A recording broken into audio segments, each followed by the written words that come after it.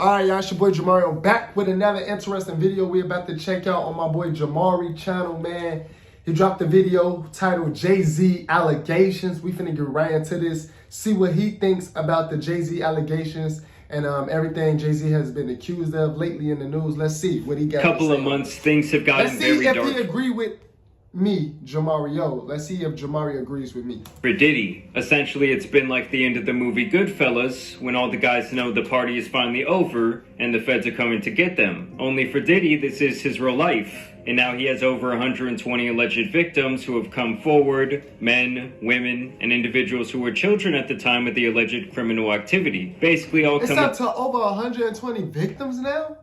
Wait, who are these people? Is they showing their face and like names and stuff? Because at this point, it sounds like bots. 120? I didn't know it was up to that many now. Together to allege some downright disgusting, inhumane things this man allegedly did. You're going to head by my party. They're going to be shutting them down. They're going to probably be arresting me. Obviously, after his houses were raided, we found out more information. Like the 100 terabytes of data that Diddy had in his possession that many suspect to be of various blackmail for various extortion. They also seized evidence of the freak-offs. Electronic devices that contain images and videos of the freak-offs with multiple victims. And of course, the thousands of bottles of baby oil that went super viral. And they seized cases and cases of the kinds of personal lubricant and baby oil that Combs' staff allegedly used to stock hotel rooms for the freak-offs. More than 1,000 bottles altogether. In terms of trying to get out of this, Diddy had... That is a lot of bottles of baby oil. What exactly was they using them? Like, what did they need all that baby oil for? Like that. Now, I'm not gonna lie. When you think about it, that's something that would make you think, what do you even need that many for, though?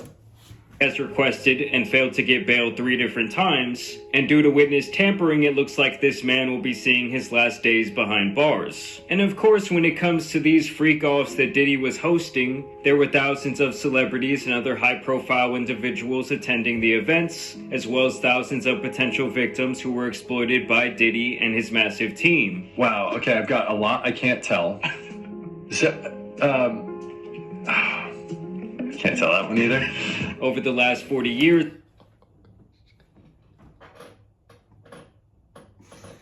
Wow, he got even Ashton Kutcher saying, hold on, I can't tell that Diddy story either. All right, I can't tell that Diddy. He said, I got a lot of Diddy stories, but I can't tell a lot of Diddy. Why can't, I'm confused. Wait, I'm confused though. Ashton Kutcher, why can't you tell the story? Like, why can't you tell what happened at the party, the Diddy story or Diddy party? Like, why can't you tell? Like, this is what really it be stuff like this that raises eyebrows, bro. This is what raises people eyebrows, because it's like, you got all these stories, but you can't tell none of them? Why? I think they make them sign an NDA when they come to the party. I think that's why. Oh yeah, I forgot about the NDAs. I forgot. That's why. Many people have been very close associates with Diddy, as he is one of the biggest business moguls in the entertainment industry, and really did hold the keys to many artists' careers over the last 4 decades. And it's no secret that his right-hand man for this entire period of time has almost always been Sean Carter, aka Hov, aka Jay-Z. Who is also one of the biggest business moguls to come out of music as well. Just seemed just such a charismatic person. And we've had that in common for a while, but we always was competitive with each other as well. In a lot of ways, P. Diddy and Jay-Z laid the blueprint, no pun intended, on how to go from a dope rapper, a talent evaluator, and really start doing big business where you achieve actual ownership and stake in these companies who are making money from you. Savage! I'm a savage! Oh! I'm a savage! Whatever I want, I'm going to get! Whatever I want, I have to get! And now Jay-Z... I'm not gonna lie, that video clip was not a good look for Diddy when all the allegations came out about him.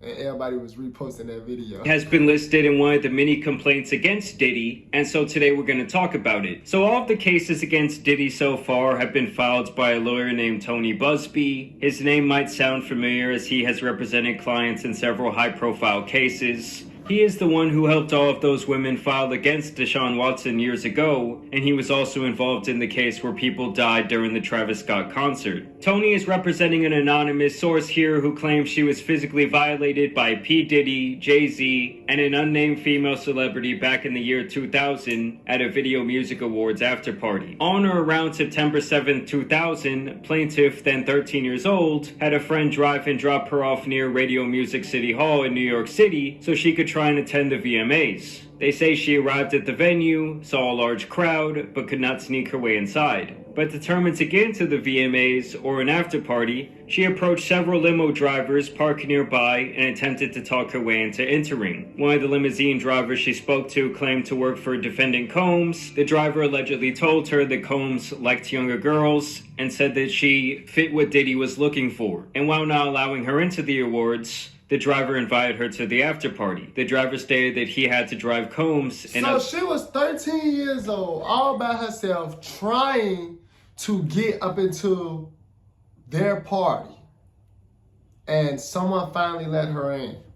To the after party first, but instructed the plaintiff to return to his location after the event and that he would pick her up and take her to the after party. And so the plaintiff then claims here that the limo driver took Diddy and possibly his entourage to this after party and then did actually circle around back to pick her up. After approximately 20 minutes, plaintiff arrived at what she believed to be a large white residence with a gated U-shaped driveway. Once inside, two men asked plaintiff to sign a document, which plaintiff did not read, but which she now believes to have been a non-disclosure agreement, and she claims she was told she could not discuss what happened at this party. She says that when she was inside the party, I told y'all, they be making people sign them NDAs when they come to their parties or to their events.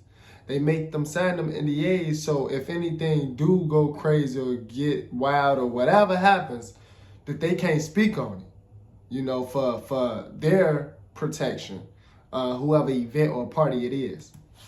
Kind of celebrities all around, with substances being used in abundance, adding that waitstaff circled the room to make sure everyone had a drink in hand. After attempting to talk to numerous celebrities, plaintiff accepted a drink from one of the waitresses circling the crowd. The drink was a reddish-yellow mixture that tasted like orange juice, cranberry juice, and something bitter. After drinking just a portion of that drink, plaintiff began to feel woozy and lightheaded, making her need to lie down. A photograph of the actual exemplary container used by Combs and or his agents and employees to insert GHB into alcoholic drinks is seen below, and I assume this was something that was seized when his house was raided. Looking for a place to rest, plaintiff walked down what appeared to be a hallway containing several rooms off of it. She entered what appeared to be an empty bedroom so she could lie down for a moment. This room contained only a large bed with no furniture of any other kind. This is when she says Jay-Z, P. Diddy, and an unnamed female celebrity allegedly entered the room. Combs aggressively approached plaintiff with a crazed look in his eye, grabbed her and said,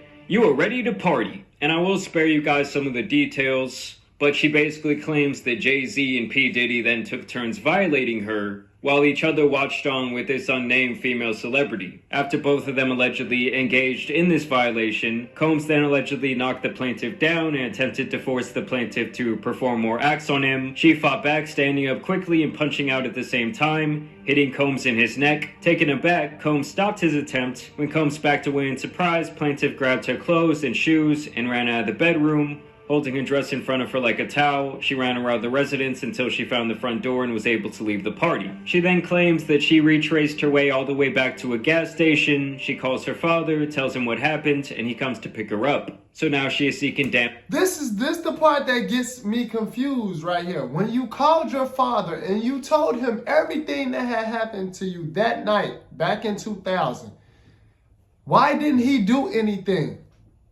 Why? Why didn't he do anything as your father then? That's a bad father. If that really happened, if that really truly happened, right? Why didn't your father do anything? Why? It's called protecting your child. I don't even think if he would have went and did something crazy to Diddy or Jay-Z, I don't even think he would have went to jail because he was protecting his daughter. Like, self-defense. So, I don't know. I just feel like that's a bad father. If she told her father and he did nothing but take her back home, he's not getting Father of the Year award. That's for sure. That's for Damages sure. for this event. Jay-Z was expecting for this information to be released to the public, and he did reply with an immediate statement. My lawyer received a blackmail attempt, called a demand letter from a lawyer named Tony Busby. What he had calculated was the nature of these allegations and the public scrutiny would make me want to settle. No, sir, it had the opposite effect. It made me want to expose you for the fraud you are in a very public fashion. So no, I will not be giving you one red penny. Jay-Z then goes on to adamantly deny these allegations, even encouraging Tony to file a criminal complaint, and says that this is all basically an attempt to destroy his reputation and extort him for money, even adding that he himself had sued Tony alleging a blackmail attempt to reach a settlement. Tony responded by saying that in the demand letter initially sent to Jay-Z, there was no request for money, and that Jay-Z had apparently harassed both him and his client during the time period between the demand letter and the present. Both men seem to think that the other has no ground to stand on, and is more concerned with their personal reputations than anything else. And now just today, Jay-Z's lawyer is actually requesting the judge require this accuser to come forward and reveal herself to the public, saying that if she wants to ruin Jay-Z's reputation like this and get money from doing so, she should have to make herself known in making such a damning allegation. So now we're really just gonna have to wait and see what happens here. I really have a... Facts. That's what I said. We really are going to have to wait and see what happens, because that's another thing. Why don't you want your identity revealed or shown? That's another thing that was like, you're making it hard. You're making it hard to believe you, love. Why don't you want your identity revealed? Why? If this really happened to you and these are the facts, why don't you want it let it to be known publicly, for real, for real? Show your face, tell your real name. Everything should be real. There should be no fake names. You shouldn't be using a fake dull name. You should be using your real government name, and you should show who you are. Like, don't hide behind the wall and be talking. Like, that don't make sense. You making it not believable. A hard time seeing them being able to prove this allegation, especially with it allegedly occurring almost 25 years ago. Obviously, the most important witnesses here would be the limo driver, the gas station clerk, and possibly the father of the then alleged 13-year-old girl, as well as possibly some people who were there that night at that party. Like I said before, Jay-Z has been P. Diddy's right-hand man for the last 30 years, so you would think where there was smoke, there would be some fire. Like, you can honestly not sit here and convince me that there's absolutely no way that he knew that his best buddy was into some absolutely diabolical shit. It was no secret in the industry, and the possibility that Jay-Z might have witnessed it up close and personal is not out of the realm of possibility. It's like everyone who was heavily affiliated with Epstein, many people obviously do not trust at this point. So who knows, this could be the tip of the iceberg of all the weird shit that has been going on in the entertainment business for hundreds of years. Like I said before, over 120 people have come forward with their stories regarding Diddy's criminal activity, so there could potentially be hundreds of celebrities involved, or at least being accused of being involved in several of these incidents. But obviously, I want to know what you guys think down below. I will continue to cover the... I think that, like, especially this woman who don't even want, like, her name or her face to be revealed, I think is definitely a money grab. You know, because they also said up in the documents that they sent over to Jay-Z and his people, they said that none of this will be out if you just pay us the money. Like, what? No, put it out. Because if this really happened to you, then, you know, people should be held accountable for their action. People should be in jail, you know.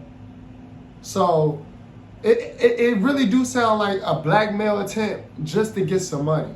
You know, people running low on money nowadays. That's just what it is. People don't nobody want to work for real. They running low on money. It's finna be 2025. Things is finna continue to get expensive. People need a quick check. That's what it sounds like to me. Like I said in my last video, and it still sounds like that way to me, even more so now. Y'all let me know though what y'all think down in the comments below. I would love to know y'all opinion as well. Subscribe to the channel if you're new, and I'll see y'all in the next video.